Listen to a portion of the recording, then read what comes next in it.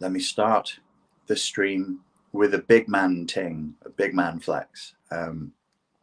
I spoke, I didn't speak, I used the email, the power of email, to contact Pete Walker a few weeks ago. I was at a point writing the book where I couldn't find where the 4 F's of CPTSD had come from, and I wasn't sure exactly who had done what and who needed crediting. So the 4 F's of CPTSD are 4 different types of response to trauma: fight, flight, freeze, and fawn. And I wanted to know what Pete Walker's contribution to that was, or whether the whole thing was his. And he said that fight, freeze, and flight pre-existed, but that he came up with the concept of the fawn response, the 4th F. Strictly speaking, it's not a biological response in the way that the others are. If by biological we mean, evolutionarily primitive. Running away, fighting with something, freezing in place are biologically, evolutionarily primitive responses. Fawn response requires negotiation. So evolutionarily, the animal in question would need to understand trade-offs, would need to understand cooperation, would need to understand a negotiation. In terms of the awkward comparison between evolution and development in the human being would need to be old enough to understand that they had the agency to fawn in order to develop that response over time. So I would have thought at least past the age of 2, at least past the age where you can realize, if I give you this, then there will be a different consequence than if I don't give you this. So what is a fawn responder in that model? The fawn responder in that model means that the predominant, we all use all 4 F's to respond to stress, all of us, but we have a predominant way of responding. The fawn responder tends to respond to the pressuring of their ego boundaries, to the pressuring of their ego by fawning, by submission, by supplication, by negotiation, by attempting to keep the peace, rather than through fighting, flighting, or freezing. They will be a peacekeeper. They will be a negotiator. They'll be like Kofi Annan and try and keep things happy through words, typically, rather than through physical action, which is another indication that we've jumped up in terms of the evolutionary and developmental ladder. We are not moving, we're not hitting, we're not running, we're not freezing our body in place. Might not have to use words, but you would need to use gesture and symbolism, and you need to understand gesture and symbolism in order to respond. So the fawn responders are those people who use that as a primary means of dealing with the pressure on their individual boundaries, and that's what we fall back to. Not all of us are fawn responders in every area of life. This is my own meandering. You don't have to take it for what it's worth. This is more of an opinion. What I suspect is that some of us are probably not trauma responders in certain areas of life, but in certain areas of life we are. So in business, perhaps you don't have a trauma response, or in your physical fitness endeavors, you might have a trauma response, or some area, I don't know, the maintenance of your household, domestic duties, you don't have a trauma response to that. But then in other areas you do. I think for most humans, the biggest challenge is intimacy, and it's no less true for people with CPTSD. So the challenge of intimacy can be responded to by fawning in place, which means that we supplicate. So we seek to get the job done that we want to get done through submission and through gestures and through supplication. Naturally, what follows in the footsteps of that would be a tendency, unfortunately, to attach to a narrative or an idealized self that would be like a martyr or a sacrificial lamb, where you would be perpetually addicted to martyring yourself and then recasting that as a courageous or virtuous gesture, instead of it being a neurotic or traumatized gesture, we'll recast it as something we choose to do because of religious or spiritual beliefs, rather than as something we're compelled to do because of our traumatized central nervous system becoming overwhelmed, and our inability to regulate our emotions, our inability to cope with what we are perceiving, thinking, and feeling, and being completely overwhelmed. We're back to the dysregulation of the HPA axis, which is well worth looking at, because beyond all the psychology and philosophy, we are going to eventually going to have to open up the conversation to hormones and the endocrinal system, and to look at what's going on with our adrenaline and our cortisol levels, because we do what we feel, we don't do what we think. And a big factor in what we feel, which dominates how we think and then dominates how we act, is hormonal. It's simply biological. It's simply in the chemistry of the biology, the endogenous chemistry of the biology. So there is a hormonal tendency, or there's not a hormonal tendency. How should we put this? As fawn responders, our relationship to stress and the endogenous hormones that the stress produces are to find a way out through supplication and submission, rather than through confrontation or freezing or running away. Then you have, that's the fawn responder in CPTSD terms. Then you have the NPD, the narcissistic personality disordered individual. Somebody whose authentic self has died, or has gone offline, we could say, hidden behind a hard shell, a shield against reality, the shell that the inner child has died within. So the fortress they created, the shield that they created, they ended up dying behind. They effectively protected themselves from the threat of the world, only to die in that protective environment. They are womb dwellers. They are matrix seekers, but they want a matrix that also offers protection. On the inside of that shield wall, on the inside of that fortress wall, is a mirror, a distorted funhouse mirror that shows them a reality of who they are that does not reflect the reality that everybody else sees. But through words and through gestures and through symbolism, they can make it real for some. So they can fool some people sometimes, but certainly not all of the people all of the time. And the people that they can't fool, they discard. They see as useless, or they will denounce as being infidels or stupid or unworthy or unclean or something. But the true believers, the true followers, can see the narcissist as they see themselves in the false self, in the mirror image inside of the protective walls that they've created.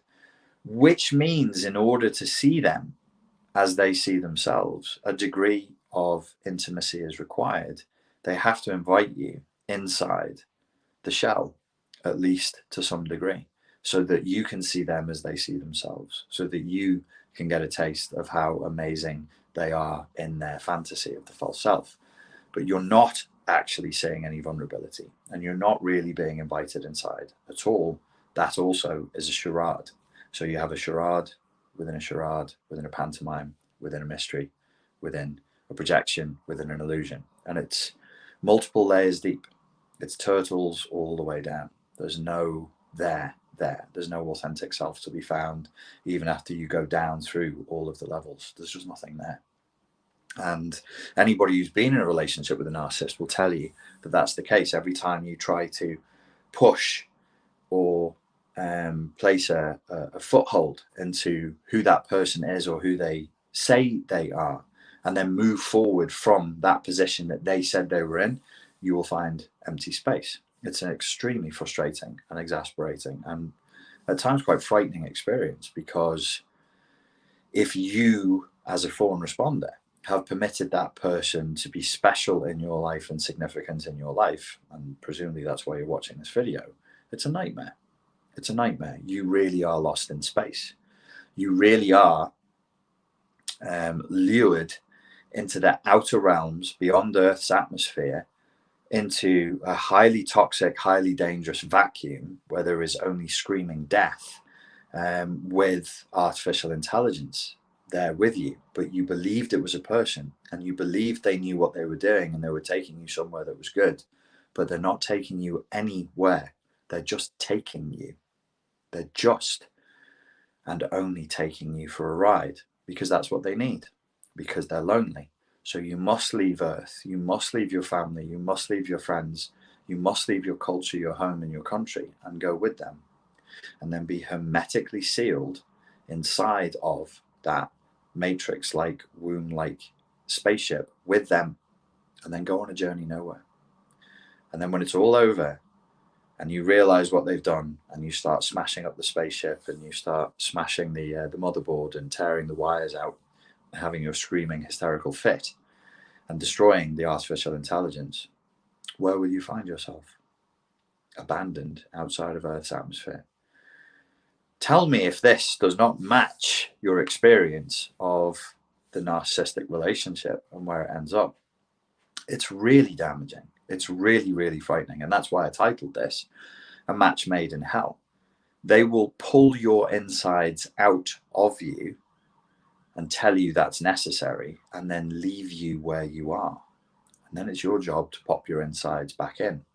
And then it's your job to get all the way back from outside the atmosphere, back to Earth.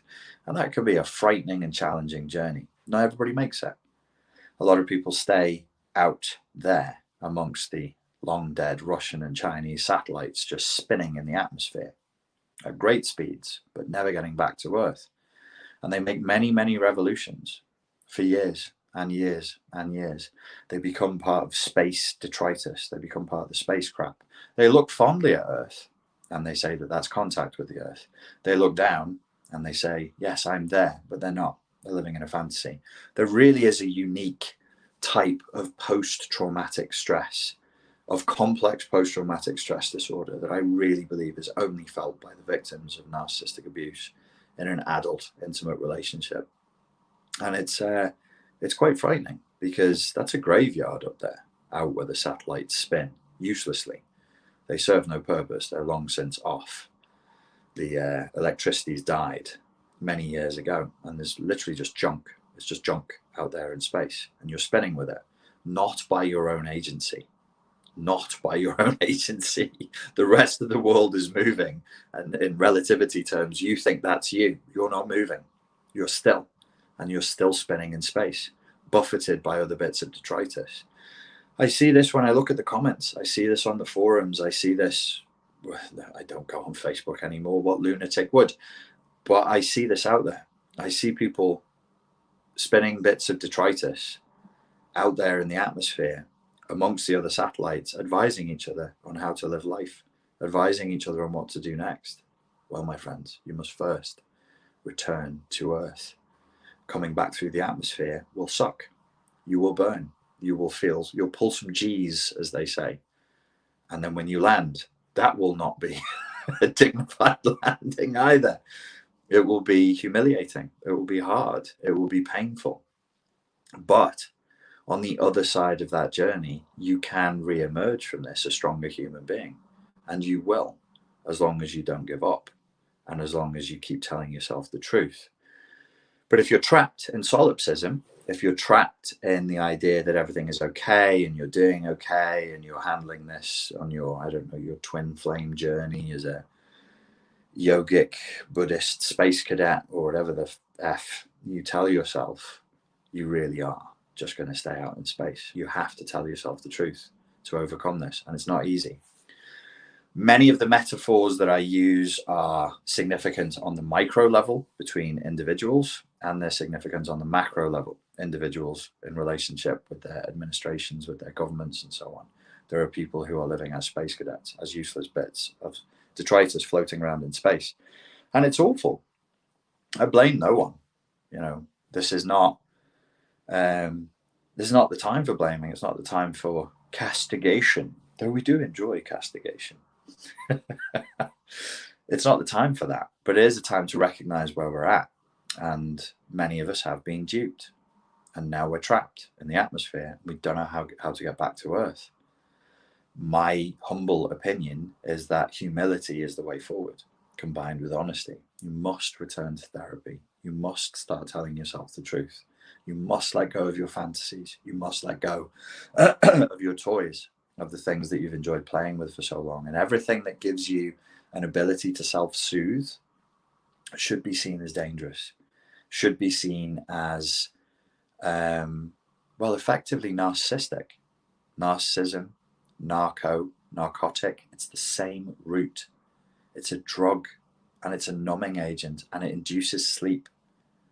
Narcissist, narcotic, it's all the same root. It's a drug, it's a numbing agent, and it induces sleep and paralysis and numbness. You must wake up. You must wake up. Nothing good when you open your eyes. Sorry, whilst you were sleeping, things got really messy, but you must if you want to return to Earth. So when I say this is a match made in hell, our first job is to return to Earth by telling the truth, by telling ourselves the truth, by telling other people the truth, and refusing to lie. The narcissist, the narcissistic endeavor, the narcissistic project, the narcissistic relationship is built on lies upon lies upon lies upon lies. And what is the nature of those lies? And let's talk about another trauma response, the fawn response and the fight response. So the narcissist, when you read Pete Walker's book, CPTSD from Surviving to Thriving, the classic narcissistic personality disorder is a fight fawn responder. So what kind of lies do they tell you? They fight. Yes, they're aggressive. They target people. They pursue them. They pursue them with a, militant obsession. They have strategies. They have plans. They execute those plans. They do it deliberately. They do it consciously. But they also fawn. It's a fight fawn response. The narcissist has also flattered you. The narcissist has also told you that you are special. They, like the vampire of certain legends, have asked you to drink their blood. They don't just drink your blood. If you're to become a little fledgling vampire or half vampire, or there's different sort of stories and worlds around vampirism, or you're to become like a pet, they don't just drink you dry. They let you drink some of their blood. So now you're in a symbiotic relationship and you're addicted to what? To the narcosis, to the narcotics, to the narcissistic supply. They've given you some of their narcissism.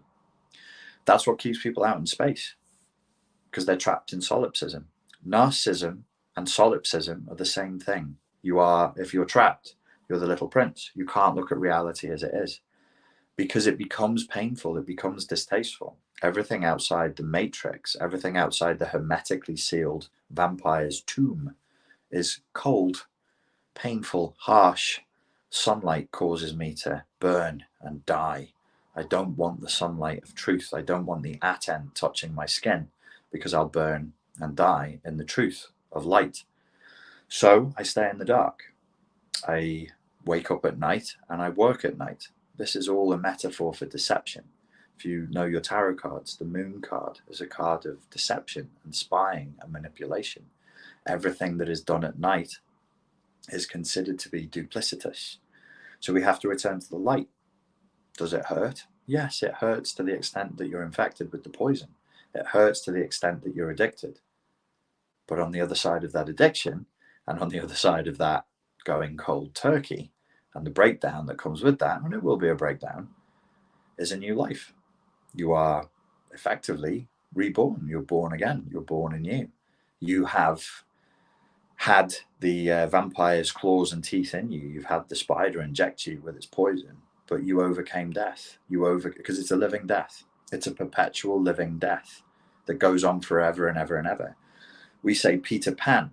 We say the puer eternus, the Jungian idea of the boy god. It could be a girl god who lives forevermore, like Horus, the puer eternus. But vampires live forever. They also live forever. And they're also godlike. They also consider themselves to be above and beyond the earth, which I think is why in the metaphors they can transform into bats. A mammal that flies. What a freakish thing. A mammal. Essentially a mouse that evolved to have wings and fly. And some of those species drink the blood of mammals. And to fly up beyond the earth and to look down on these poor, stupid humans that they feed upon. It's a parasitic relationship. It's based on the ideas of elitism. It's based on a master-slave relationship. I know that a lot of people don't like Nietzsche, but you would do well to take, half an hour to understand Nietzsche's concept of slave morality. A lot of us are trapped inside of slave morality now.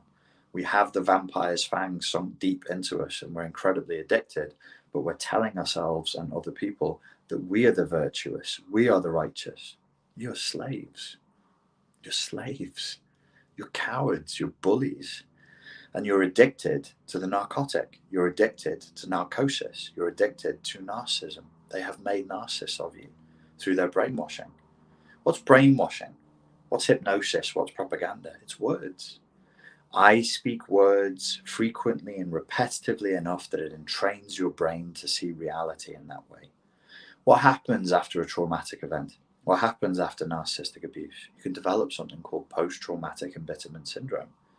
Does addiction to a drug change people's perceptions? Yes. That's not my idea. That's published research by proper people with all sorts of important letters after their name.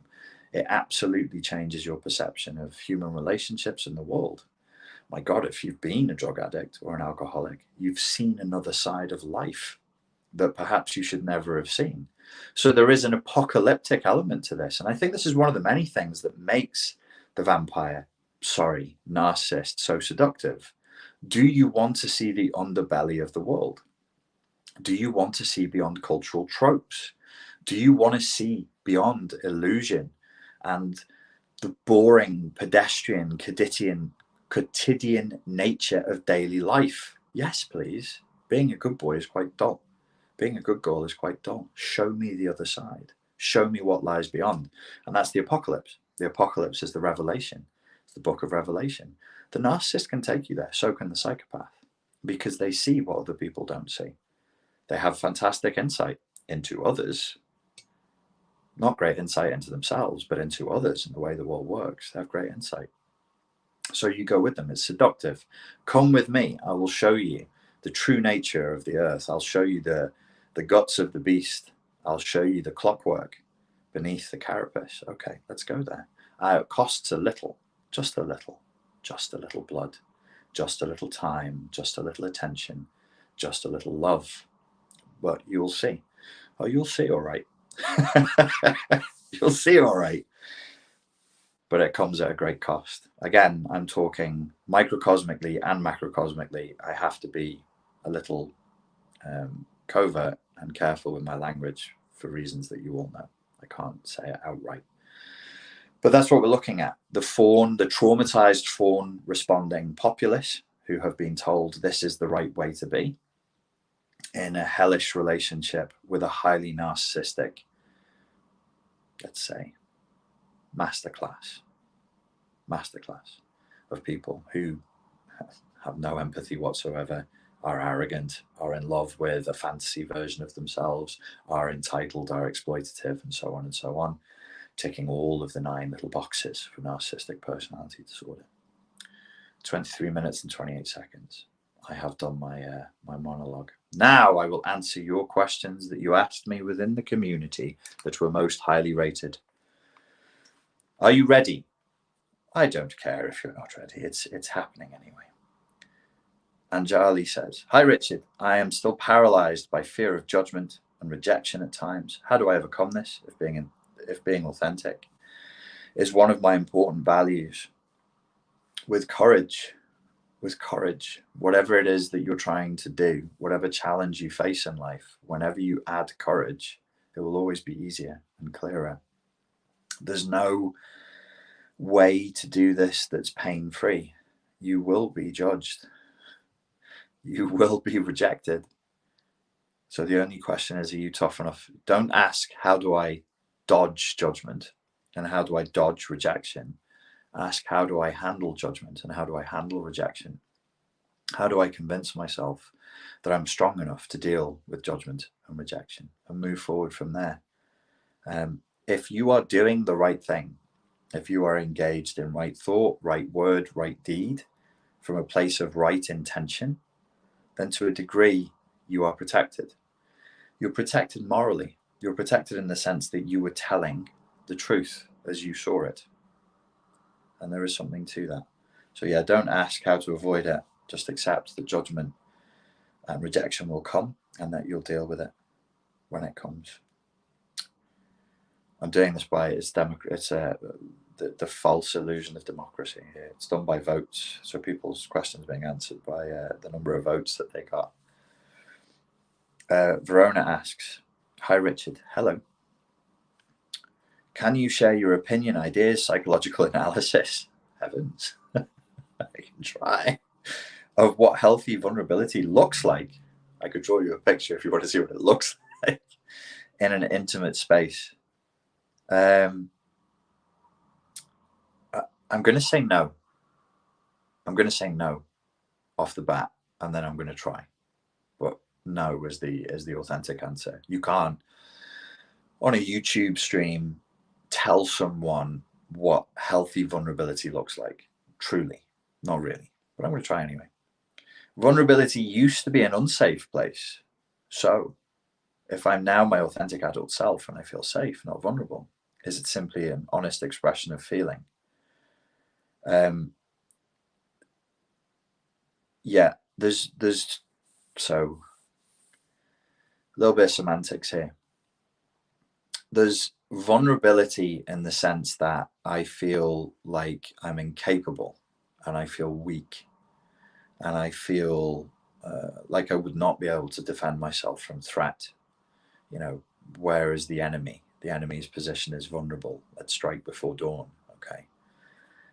And the more modern, psychologically formed version of vulnerability, where what we're talking about is dropping your guard and your force field shield so that you can authentically connect with another human being in a way that is dangerous still, and have a meaningful interaction with them. So you don't feel vulnerable because you're in your authentic adult self and you feel safe. Good. What would healthy vulnerability look like in an intimate space? As I said before, I can't really tell you to a nicety what that would look like. But one thing that you would take into that space is boundaries. There's not, we're not looking at a situation where more vulnerability is better. It's not like the more vulnerable I can be, the better everything is going to be. That's not true. So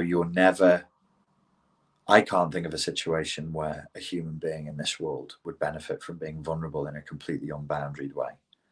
So you're always on a spectrum, you're always on a sliding scale, and you grade your vulnerability based on that sliding scale. But I'm in therapy at the moment, and I have to be vulnerable for the therapy to work because I want it to be quick.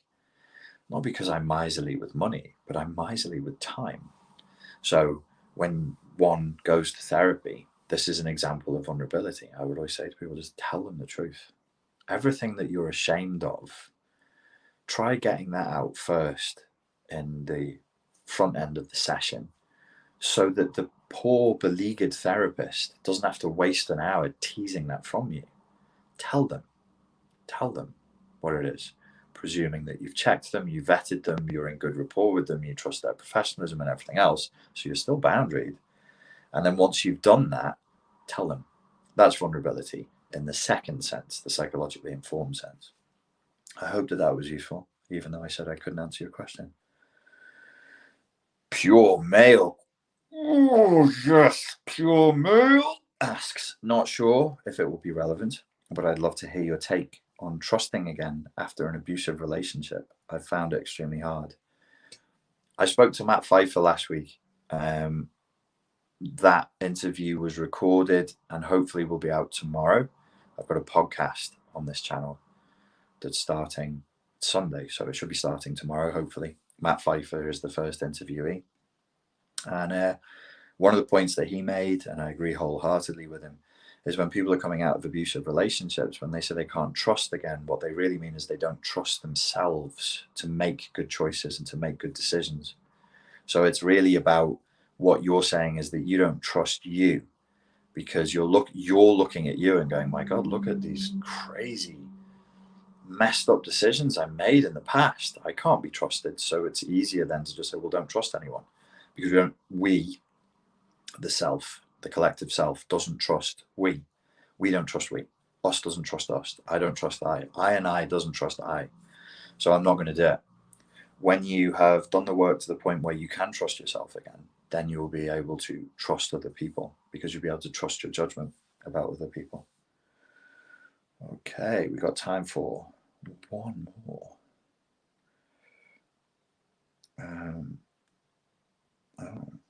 just looking at the numbers. I'm looking at the numbers, Mason. Okay. How do you get over being triggered by something that reminds you of a toxic ex?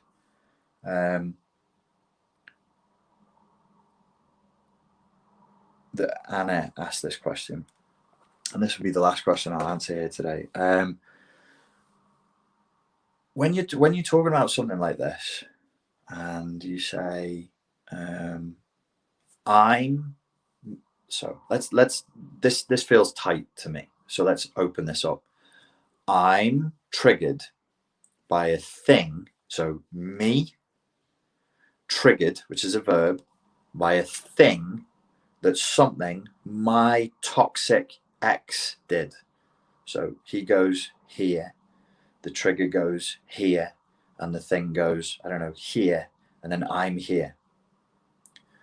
What does it mean to get triggered? Guns are triggered. Bombs are triggered.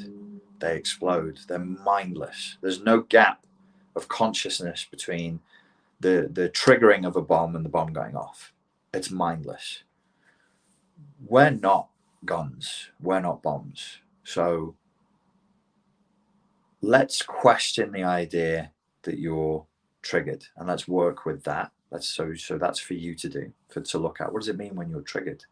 Does that absolve you of all responsibility for how you feel? Is that just like, well, I'm triggered, so I can't look at a guy in a red t-shirt because that reminds me of the toxic ex? Done and done. You could submit to that. You could say, that's my life. That's the scope of my life, and that's the scope of me. And I've given myself these parameters, and I've worked this far and no more than that. I have no more agency than that. Bad thing happens with a guy in a red t-shirt, it's done for the fucking red t-shirts. When you say you're toxic ex, what does that mean? What does it mean? How deep does that analysis go? How many layers do you have there? There is a human being that's been in your life. What did he do? How did he make you feel? What happened? What did you do? What did you do, Raymond? What did you do? What did you do, Raymond? That's it. I won't do that impression again. There's going to be like 3 people. There's 835 people watching, and there's 3 people who are going to get that. The diehard Ray Donovan fans. What did you do, Raymond? What was your part in this? Writing somebody off. Like, there's a bit of writing off here. I've got to tell you. Like, I'm triggered. Are you? Is that it? End of story. You're triggered. Toxic ex. Toxic ex. That it? That it? Simple story. Sometimes it's good to reduce complicated stories to simple stories. There's absolutely no doubt about that. Like, we got to live. We got to move on. We got to get on with our lives. Life is complicated.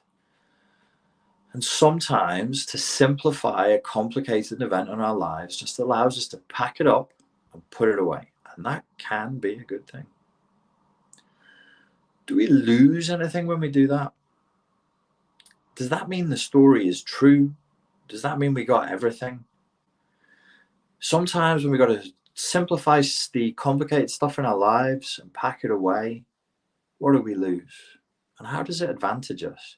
So sometimes, like, what I do with me, when I hear my own bullshit, sometimes, like, especially if I'm in therapy and I can hear myself being slippery, I'm like, what are you doing?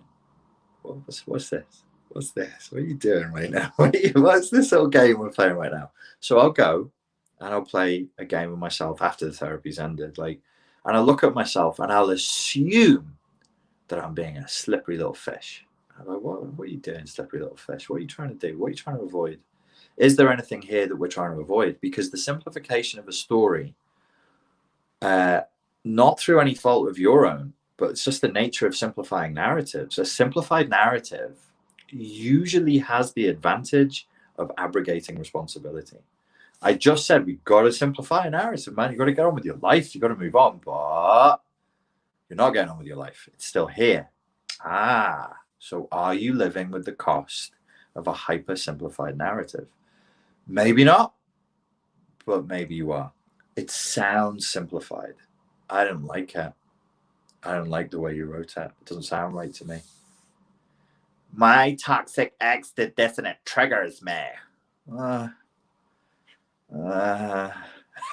That's a lot of other things and other people doing stuff that you don't like. Even if it's true, in some sense, in some world, in some perceptual filter, even if it's true, when we do that, we abrogate responsibility. It's like a fancy way of saying we absolve ourselves of agency, which is a fancy way of saying abrogating responsibility. Like you let yourself off the hook. You say, it's not me. This happened, and he did this, and now I'm triggered. All right. So, is that it? Is that the scope of you? Is that it? You're going to live with that? Well, apparently not, because you're asking it here, and it must still hurt. And I hear that. It's not nice. People do bad things, and then other people come along and they do things that look similar. It reminds you of the bad thing. The cost of a simplified narrative is the loss of truth. The advantage of a simplified narrative is the abrogation of responsibility. And the cost of the abrogation of responsibility is the loss of power. You sound powerless. That's why I don't like it. I don't like people sounding powerless. I want you to have some agency and some power, but that means you have to take responsibility. What did you do, Raymond? I don't know your story. I don't know what the trigger is. What are you doing about this trigger? How are you removing the trigger? What steps have you taken? What sacrifices have you made to remove this so-called trigger? How toxic was your ex? Was it just him? Just him? Is that it? Is that the end of the story? My ex was toxic. The end, full stop. Fade to black, roll credits. And then my ex was toxic. Inspirational music plays, full stop, fade to black, you walk away into the sunset, credits roll. Produced by Bilbo Baggins et al. I don't buy it. I don't buy it. You don't buy it. That's why you're asking the question. So this simplified narrative needs to be desimplified. The pain of that will be you have to go into like what your agency is in the situation. You must refine your agency. Let me tell you something, and then I'm going to start looking at wrapping this up. There is nothing more painful or destructive than living a narrative of pure victimhood, in my experience. When you let yourself sink into victimhood and a victimhood narrative, that's toxic. You want to talk toxicity? That is toxic. It ruins everything. You might think it's a good thing. You're like, oh, there we go. I don't have to think about what I did. I don't have to think, I can go party now because I don't have to think about the shit that I did. But it's really, really toxic. So fight it. Fight it with all your heart and soul. Get out of that. Get out from under that, because it will mess you up and it'll mess up the people around you. Ladies and gentlemen, I'm going to continue this over on my Instagram right now. We're going to go over there. And I am at richard.grannon on Instagram. That's where we're going right now. There is a course that is out at the moment called the Stop Dissociation course. It is a brand new course. I just made it 6 weeks ago. And for anybody who's struggling with disassociation and the tendency to check out of reality and to fade off, just go into a daydream, this is the course for you. It's not particularly challenging. It's not hard. And what it will do over a few modules is teach you and teach your unconscious that you're safer And it is better for you to be present and here in the moment than it is for you to drift off into some other reality. Oh, I should take some questions from the chat. That's right. Sorry, guys. Have you any of you got any questions? If you could make... Oh, Ree says, can't wait to start your Loving the Inner Guide course. Thank you. That's a good course. You'll like that. I'm a champion. Check it out. Me too. Any questions? Thomas Zaz, have you ever read him? No. Tiffany says, they never get out of victimhood. Who is they? People can get out of victimhood, I'm sure. Do you even EFT, bro? Sure. What is that? What is your there's multiple EFTs. If you put EFT into Google, you'll see there's a few things. Hasta luego. Good top books. Right now I'm reading Billy Summers by Stephen King. Highly recommend it. It's really, really good. How to get past resentment. You have to get out of the victimhood mentality. And you have to find your agency within that story. The story you're telling yourself will be one that continues to generate resentment. Not to say you weren't the victim of something, not to say that somebody didn't do anything that was really, really bad, but we stay stuck in resentment when we live a narrative of victimhood. All right, guys, I'm heading out now over to Instagram at richard.grannon. I will see you there. Thank you so much for your time and your attention, and I look forward to speaking to you there right now.